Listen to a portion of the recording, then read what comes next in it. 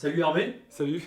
Donc aujourd'hui, on a la chance de venir à un événement des Batailles Fantastiques qui est le premier événement que vous organisez en Ile-de-France sur Age of Sigmar. Ça fait un petit moment en amont tous les deux, notamment avec Jim, qu'on bosse sur la réalisation de ces événements. Est-ce que tu peux nous parler un petit peu de la vie de l'association? Qui es-tu? Qu'est-ce que vous faites? En quoi votre pratique du jeu est différente? Qui sommes-nous? Nous sommes un groupe de joueurs qui nous réunissons depuis pas mal de temps, depuis une vingtaine d'années pour certains, 15, et puis chaque fois on a des nouvelles arrivants, et qui au départ c'était des potes, qui au bout d'une semaine on se dit tiens on va se faire une plus grosse bataille, on agrandit les batailles et ainsi de suite, et puis c'est devenu dans des trucs titanesques, des projets, au bout d'un an on se dit tiens on va s'organiser telle bataille, on va mettre tant de points, on va faire telle liste, et puis on s'équilibrait les parties, et c'est devenu au fur et à mesure un peu un day, voilà, la date, elle était partie, on se lançait sur nos événements, et on a beaucoup enchaîné, puis c'est devenu limite un objectif, et puis une fois par an, c'est devenu tous les 3 mois, Ouais. voire des fois, pour certains, toutes les semaines, et c'était en cercle restreint. Internet nous a permis maintenant de présenter notre univers, et on était un peu en retard sur Internet, et on a dit mais on va se lancer, on va essayer de récupérer, on va essayer de récupérer tous ceux qui ont envie de participer à cette vision différente du hobby, et puis c'est parti. Voilà. Donc c'est une vision qui est peut-être un petit peu plus, on va rentrer un petit peu dans le détail, mais qui est moins compétitive, qui s'attache plus à l'histoire, à la narration, à des batailles qui vraiment racontent des histoires épiques. Et en fait, ce que vous aimez, vous, c'est mettre en scène ça. Comme j'aime bien vous le dire, vous, pour vous, le format 2000 points, c'est de l'escarmouche, quoi. Ouais, c'est vrai que on est souvent un projet, et c'est vrai que souvent on part en live. Et c'est vrai qu'on peut partir en live, mais pas tout le temps. Mais il peut arriver que deux joueurs se disent je sors ma collection, tiens, là, et là il y a bientôt un 12 000 contre 12 000, un Séraphon qui a peint 140, qu'on appelle ça, Saurus. Saurus. Voilà, et face à un autre qui a peint je sais pas combien de guerres du chaos, ils vont se rencontrer, ils vont s'affronter, et ça va être magnifique parce que les deux armées sont folles, et derrière c'est des hobbyistes, tu vois. Mais ce sont des gens que tu rencontreras pas sur un tournoi, qui jouent souvent, hein. Des fois tu as des gens qui jouent tous les week-ends, ils jouent avec leurs potes, ils vont pas sur les tournois, ils s'amusent avec leurs potes, ils ont un petit cercle de 4-5 gars, et ces gens-là, eh ben, ils ont une autre vision, et c'est vrai que nous on est cette vision-là, quoi. Ouais. Est-ce que tu peux nous parler un petit peu des rendez-vous, justement? C'est vrai que Ah ouais. ça fait longtemps qu'on en parle. Vous avez des rendez-vous annuels qui sont absolument dingues, avec des batailles à 72 000 points. Et comme tu le dis, j'aime beaucoup. C'est vrai qu'en tournoi, on parle en général de table de travée. Là où vous avez des fresques. Ah oui, donc c'est vrai que on se réunit souvent. On se réunit, c'est une date.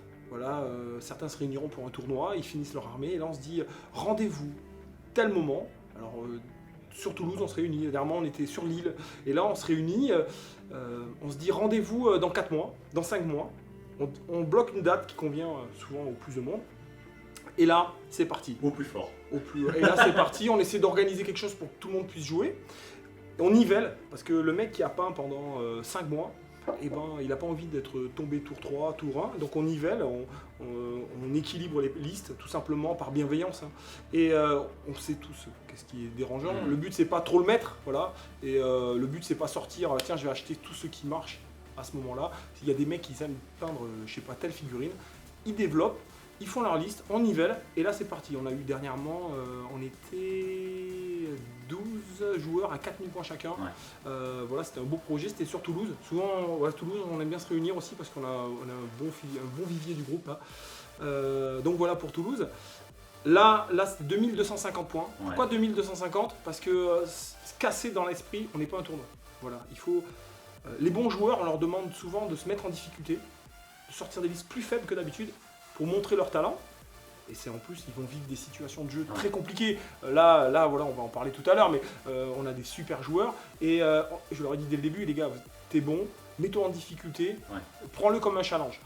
En face de lui, on va avoir des joueurs qui maîtrisent leur BT, mais ils ne maîtrisent pas tous les autres BT. Donc voilà, lui, j'essaie d'être bienveillant avec lui. Pareil, il peut arriver des moments un peu compliqués. Donc sur le nivellement des listes, ça c'est un travail très long. Voilà, on va pas se mentir, ça c'est chronophage, mais ouais, on le fait avec plaisir. Et ce qui est super intéressant du coup, d'un point de vue narration aussi, c'est que autant vous équilibrez les listes en amont, mais tu as un petit peu aussi, je trouve, un rôle dans ce qu'on a dans du JDR qui est quasiment de maître du jeu. Ah oui. Où en fait, tu vas, pendant la partie, créer des sortes de péripéties pour rééquilibrer des match-ups, donner des petits enjeux à des gars pour que vraiment ils lâchent pas, en sachant qu'ils vont pouvoir ramener quelques points à leur équipe. Et ça, c'est tout cet aspect narratif que vous et toi, vous aimez mettre en avant dans votre bataille. Est-ce que tu peux nous parler un petit peu, pour illustrer tout ça, du déroulement d'une partie classique comme on a pu le voir aujourd'hui? Eh bien, on va parler pour aujourd'hui. Aujourd'hui, on est sur 2 lieux. Au même moment, on a une bataille en Ile-de-France, Ouais. avec un groupe de 20 joueurs, là, qui sont en train de batailler lourd. Au même moment, on a 8 joueurs à Toulouse. On a mis un contexte. Donc là, c'était la bataille se passe sur le royaume de la mort, la cité du corbeau, pour ceux qui aiment le fleuve, avec une omniporte. Et cette omniporte, tout simplement, elle mène à un point des 8 royaumes qui change. Et donc là, Archaon a su qu'à tel moment, ça allait s'ouvrir grâce à des complots. Et donc on a créé 2 camps. 2 camps, le camp qui défend la cité et le camp qui va assaillir la cité. Sauf que rien n'est simple dans les 8 royaumes. Donc en plus d'avoir les 2 camps, les 4 alliances, les grandes alliances sont chacun aussi à un scoring rien que pour eux. Donc même si certains sont mélangés comme la destruction, finalité ils ont des petites quêtes secondaires en cours de route qui va tout simplement faire évoluer la bataille et permet de s'approprier la bataille. Là, on a vu tout à l'heure, les joueurs, ils se sont rassemblés entre eux, ils ont commencé à faire un plan, alors que ça, on le verrait jamais. Voilà, le mec, il y a des joueurs de tout niveau. On a des joueurs... Il y a des joueurs d'équipe de France. Il y a un joueur en équipe de France. On a un joueur débutant. Ouais. Excuse-moi, tu as coupé. On a un joueur débutant. Et finalité, il y a une petite connexion parce qu'ils s'échangent, tu vois. Alors que c'est 2 milieux différents. L'autre, je suis sûr qu'en plus, ils doivent se dire les compétitifs, les joueurs bisounours, tu vois. Et là, on les mélange. Après, il faut avoir la notion qu'on vient là-dedans. Ben, il peut y avoir des situations compliquées.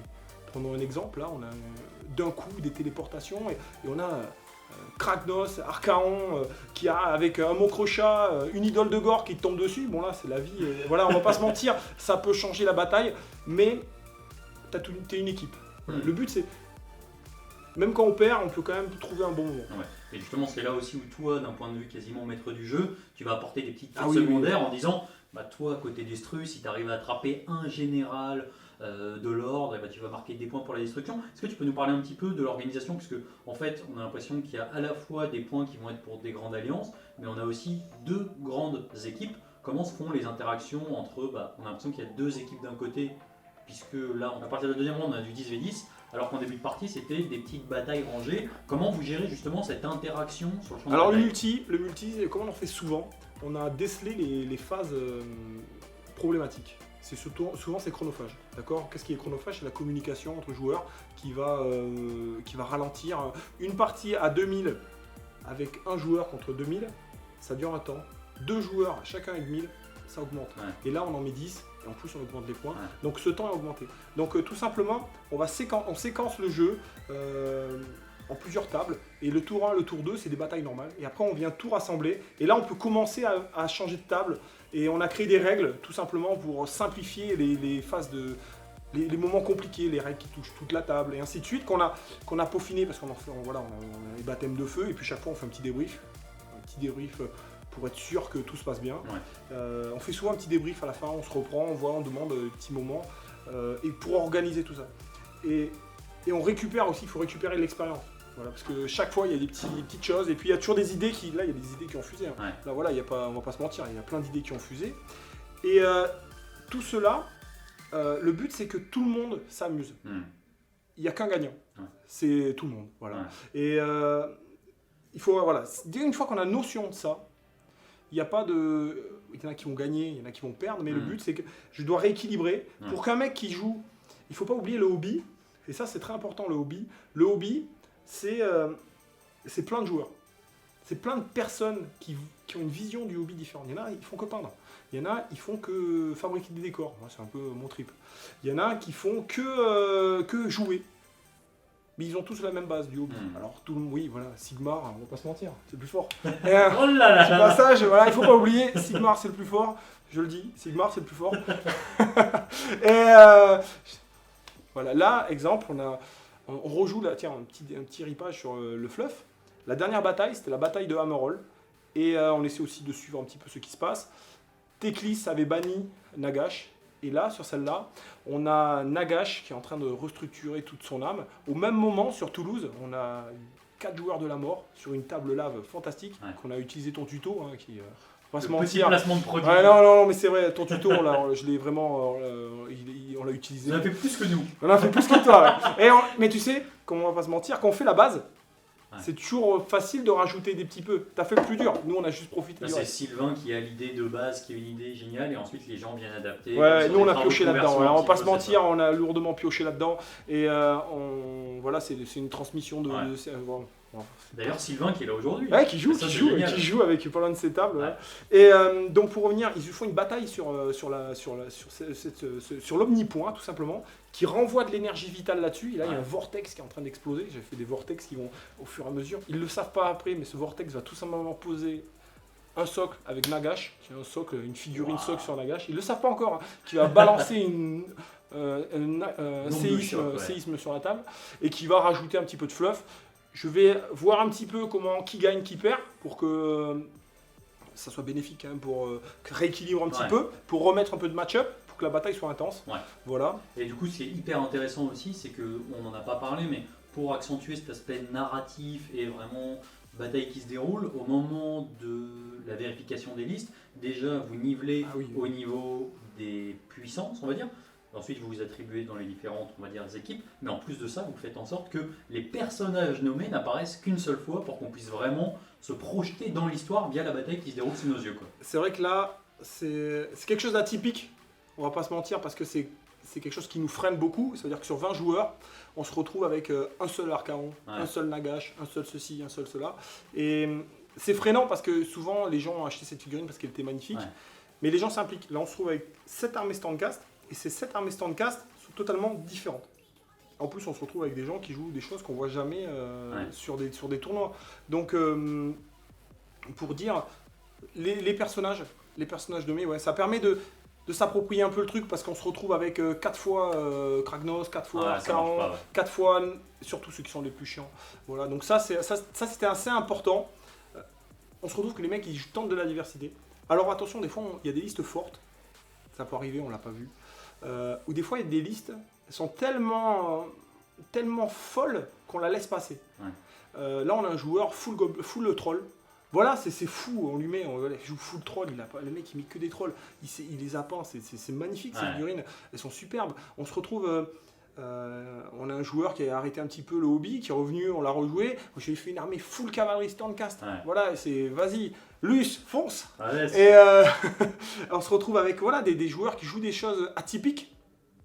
On a 2 joueurs Ogre, ils ont fait le pari de ne pas jouer de monstres ou de ceux qui sont en train de verrouiller les armées Ogre, et ils ont fait ce choix-là.